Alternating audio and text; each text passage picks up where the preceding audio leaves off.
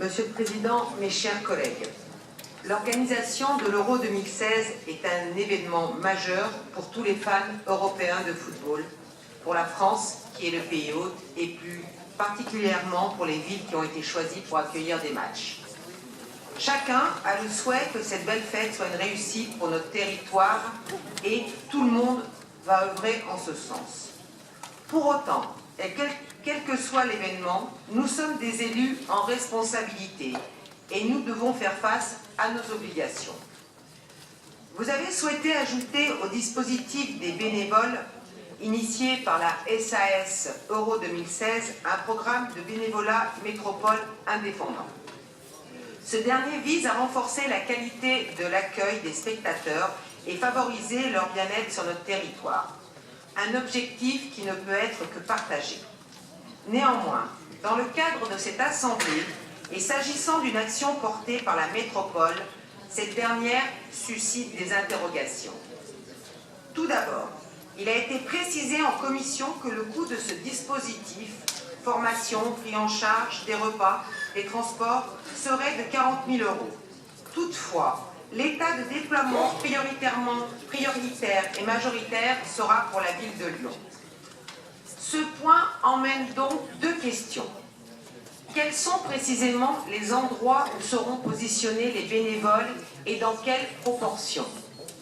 Puisque la ville de Lyon a été désignée ville hôte et a obtenu par ce statut une aide financière importante de la part de l'Euro 2016, ainsi que des aides logistiques substantielles de l'État, avez-vous établi une contribution spécifique sur ce sujet de la ville de Lyon à destination de la métropole? S'agissant maintenant de la qualité de l'accueil des personnes, de leur bon acheminement en sécurité vers le stade situé à Dessines et de la commune limitrophe de ce même stade Mézieux, des mesures de jalonnement et de filtrage doivent être prises et mises en place. Le coût de telles mesures revient aux communes et j'informe l'Assemblée que pour chacun des matchs, il est de 10 000 € par match pour la ville de Dessines, soit pour les 6 matchs, une somme de 60 000 €, 4 000 € par match pour la ville de Mézieux, soit pour 6 matchs, un montant de 24 000 €. À ce coût financier s'ajoute la mobilisation des agents de police municipaux qui seront dédiés à cette seule mission et donc ils ne rempliront pas les missions de police courante pour la commune. Après les matchs, des périodes de récupération devront être données également aux fonctionnaires, ce qui impactera la continuité du service communal.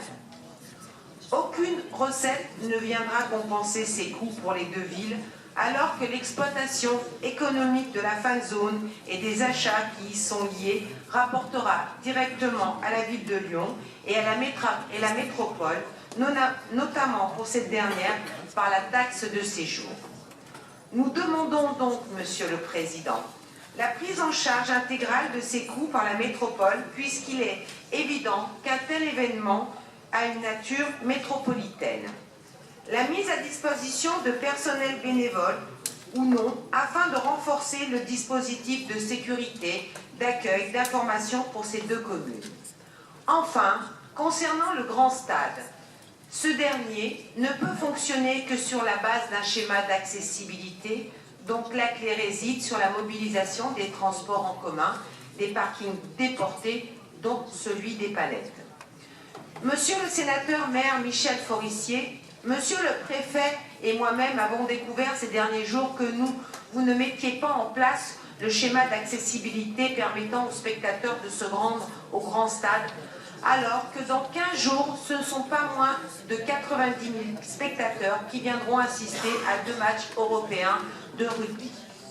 À noter que là encore, la ville de Lyon a bénéficié de retombées financières importantes et a tiré à elle seule la gloire de l'événement.